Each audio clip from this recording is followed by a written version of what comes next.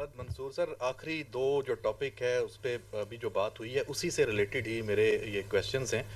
एक ही सवाल है, दोनों चूँकि इंसदाद दहशतगर्दी का जो चैलेंज है उससे जो जो रुकावटें हैं, एक तो अफ़गानिस्तान की बात हो रही है, पहले उसका साथ लिंक दे दूं कि अफ़गान तालिबान रजीम आज इस प्रेशर में मैं ये समझता हूँ कि पहली दफ़ा एक गैर मुबहम अंदाज में हमने पाकिस्तान ने उनको अपनी किताब से फ़ारग कर दिया है।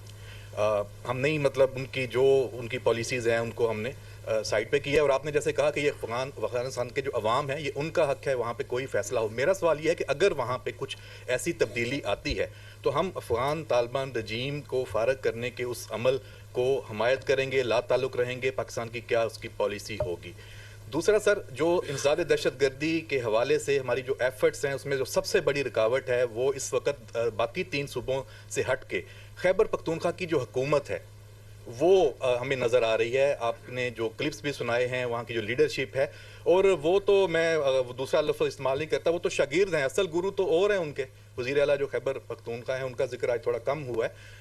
तो क्या इस हवाले से आपने ये कहा कि हमारी जो वफाकी हुकूमत है सियासी अमल है, आपने तो सिर्फ निशानदही करनी है और वो कर देते हैं, एक नैरेटिव दे देते हैं, अमल तो सियासत ने करना है, वफाकी हुकूमत ने करना है, क्या वो भी तो देख रहे हैं? वो भी सबसे बड़ी रुकावट है। तो उस हवाले से कोई एक्शन की आपको उम्मीद है उनसे कि वो लेंगे?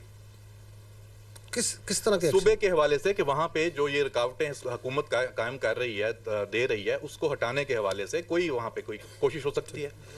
अच्छा, गवर्नर राज की आप कह लें बात हो सकती है। ठीक। अच्छा, ये देखें, बात ये है, ये सवाल मुझसे पहले भी हुआ था। मैंने आपको ये कहा था कि जो रियासत होती है, जो हुकूमत होती है, वही रियासत होती है ना, वो ऑल वाइज होती है। उसने पूरे मुल्क को लेकर चलना होता है। हमारा काम है अपना पर्सपेक्टिव दे देना। वो हम आपके सामने भी रखते हैं, गवर्नमेंट को भी क्लियर पता है और उनको हमसे बेहतर पता है, उनके पास और भी ज़राए होते हैं पता करने के। But they are, because of the political expertise and the larger governance की जो उनकी कैपेबिलिटी होती है, जो उनकी एबिलिटी होती है, और सबसे बढ़कर उनकी जो रिस्पॉन्सिबिलिटी होती है, तो इट इज़ देयर डिसीजन मेरे भाई।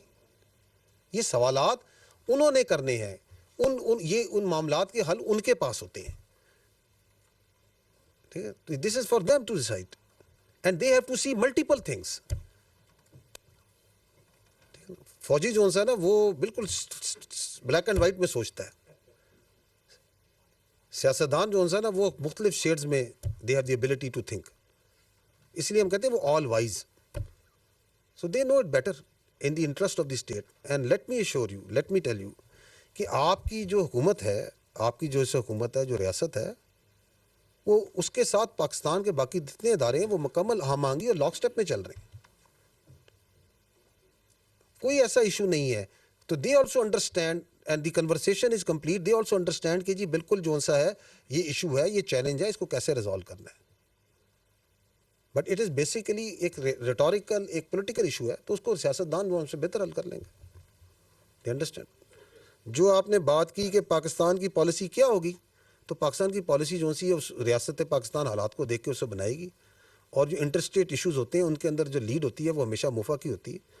वो जो आपके डिप्लोमेट्स हैं वो बड़ा अच्छा गाइड करेंगे कि क्या किस वक्त किस मौके पे कैसे करना है।